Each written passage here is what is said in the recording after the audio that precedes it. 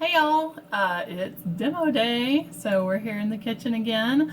Today I'm going to teach you how to thicken a sauce, how to thicken a paleo sauce, because we're not using wheat, we're not using flour, so how the heck do you thicken something without flour?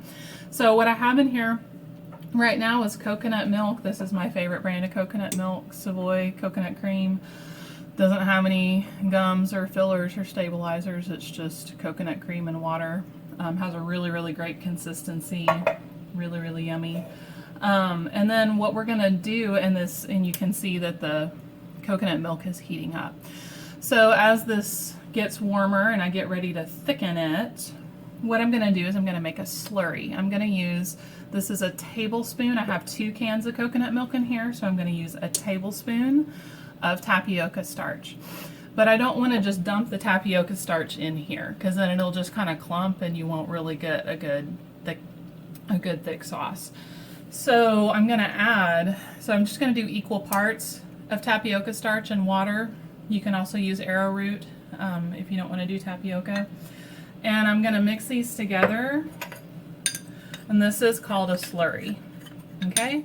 So I'm just going to mix those together, incorporate them really well. You can see my coconut milk is starting to heat up. So I'm going to keep mixing, make sure that that's a nice, smooth, incorporated slurry. And then I'm going to mix. I'm going to drizzle it into here, and I'm going to make sure that I stir as I'm including that in. So now I have to let this continue to heat up. I'm going to make sure the slurry is fully incorporated, because if I just dump it in, then you will still just have clumps. And I know that because it's happened to me, so if it happens to you, don't feel bad, just try again, okay? You'll get it. So now that everything is fully incorporated, I'm gonna stop stirring for just a minute so that I can let that come up to a boil.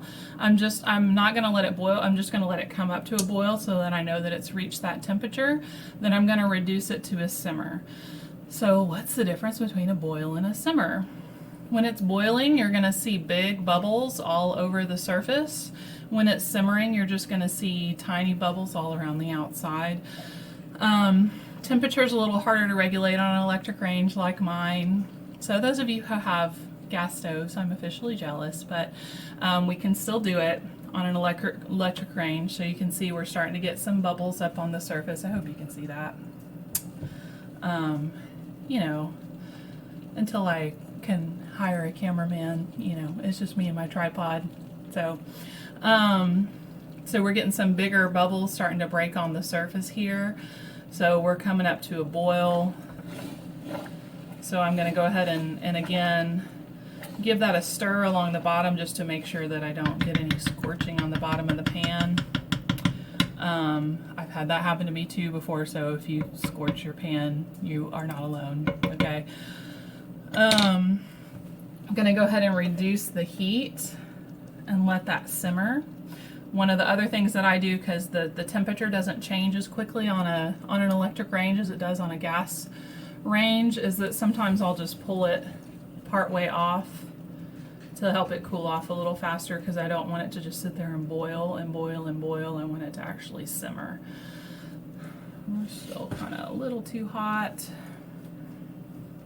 I'm going to just stir periodically, and it really won't take long. You can see it's already thicker than it was, and I'm just going to let it simmer for a couple minutes. I'm going to keep checking on it, keep stirring it until it's to the thickness that I want, and then I can go ahead and reduce the heat.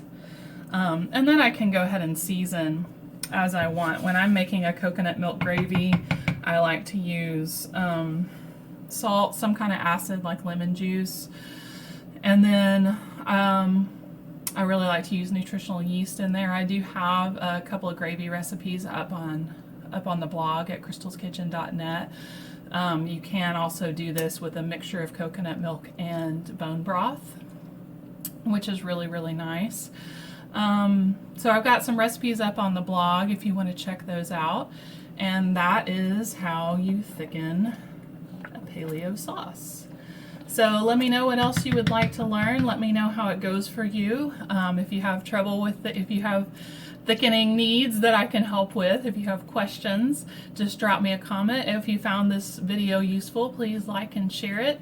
And let me know what else you'd like to learn. Happy cooking, y'all. Have a great day.